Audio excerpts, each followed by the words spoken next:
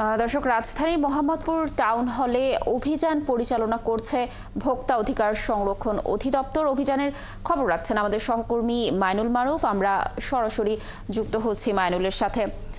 মাইনুল, আপনি তো অভিযানের স্থলে রয়েছেন, অভিযানের কি অবস্থা দেখছেন এখন, আর এই পর্যন্ত কত টাকা আসলে জরিমানা করা হলো, কি তথ্য রয়েছে জানাবেন?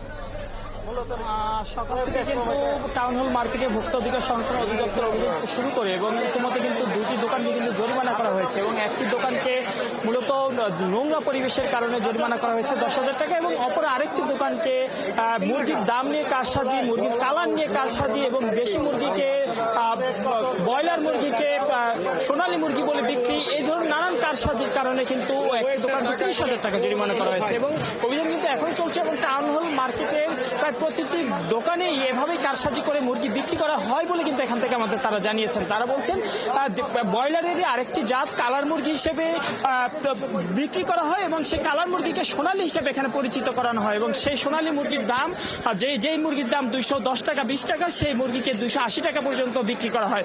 এভাবেই কিন্তু কারসাজি করে বাজার সিন্ডিকেট করে মুরগির দাম, মাংসের দাম বৃদ্ধি করা হচ্ছে এবং ভোক্তা অধিকার ইতিমধ্যে জরিমানা করেছে। অন্যান্য যে মুরগির দোকানগুলো আছে সেই দোকানগুলোকেও কিন্তু জরিমানা চলছে এবং এখন কিন্তু অভিযান চলছে, যা তথ্য যাচাই বাছাই চলছে। আমাদের সাথে ভোক্তা অধিকারের একজন আছেন অভিযান পরিচালনা করার জন্য এবং তার কাছে যে জব্বার ভাই, তার কাছ থেকে আমরা বাকি তথ্য জেনে নিতে চাই।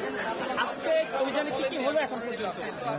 জাতীয় ভোক্তা অধিকার সংরক্ষণ অধিদপ্তর মহাপরিচালক মহোদয়ের নির্দেশনায় দেশব্যাপী একযোগে এই রমজানকে কেন্দ্র করে নিত্য প্রয়োজনীয় পণ্য মূল্য যৌক্তিক, স্বাভাবিক এবং ভোক্তাগণের ক্রয় ক্ষমতার মধ্যে রাখার লক্ষ্যে একই সাথে সরবরাহ ঠিক রাখার লক্ষ্যে মূলত অভিযান পরিচালনা করা হচ্ছে। ঢাকা মহানগরীতে 13টি টিম একসাথে কাজ করছে বিভিন্ন গুরুত্বপূর্ণ বাজারে।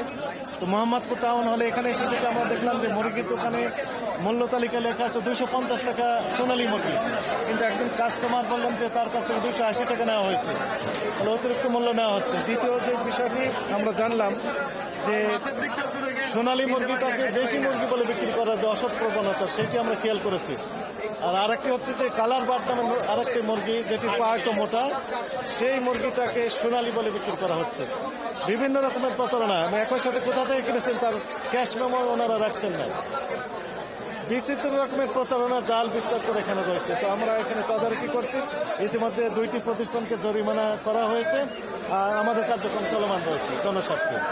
যেমনটা বলছিলেন যে তারা অভিযান পরিচালনা করছেন পুরো ঢাকা শহর জুড়ে এবং ভোক্তা অধিকারের অভিযানের মূল লক্ষ্য দ্রব্যমূল্য নিয়ন্ত্রণ রাখা, বাজার সিন্ডিকেটকে নিয়ন্ত্রণ করা এবং আমরা টাউন হলে এসে যা দেখেছি যে এখানে বাজারের সিন্ডিকেট বলতে পুরো মুরগির বাজার ধরে সিন্ডিকেট করে মুরগির দাম উচ্চ মূল্য রাখার জন্য প্রতারণা করে এক মুরগিকে অন্য মুরগি বলে, সোনালী মুরগিকে দেশি মুরগি বলে বিক্রি করা এবং ব্রয়লারের আরেকটি জাত কালার মুরগিকে সোনালী বলে বিক্রি করা, এভাবে কিন্তু প্রতারণা করে কিন্তু যে ভোক্তারা আছে ভোক্তাদের কাছ থেকে কিন্তু অতিরিক্ত মুনাফা আদায় করে নিচ্ছে মুরগি ব্যবসায়ীরা এবং সেই চিত্রতে কিন্তু এই অভিযানে ফুটে উঠেছে এবং আমরা দেখেছি এখানে জরিমানাও করা হয়েছে। এখন পর্যন্ত একটি দোকানকে জরিমানা করা হয়েছে নোংরা পরিবেশের কারণে, যেখানে আমরা দেখেছি যে নোংরা বা ডাস্টবিনের মতো বাসন বা বক্সের মধ্যে রাখা হচ্ছে জবাই করা মুরগি এবং সেই দোকানকে জরিমানা করা হয়েছে 10,000 টাকা এবং অপর একটি দোকান যেখানে সোনালী মুরগিকে দেশি মুরগি বলে এবং মাইনুল, আপনি থাকুন সেখানে, তথ্য সংগ্রহ করতে থাকুন। আমরা নিশ্চয়ই পরবর্তী সংবাদে আবার আপনার সাথে যুক্ত হয়ে দর্শকদেরকে অভিযানে সর্বশেষ তথ্য জানানোর চেষ্টা করব।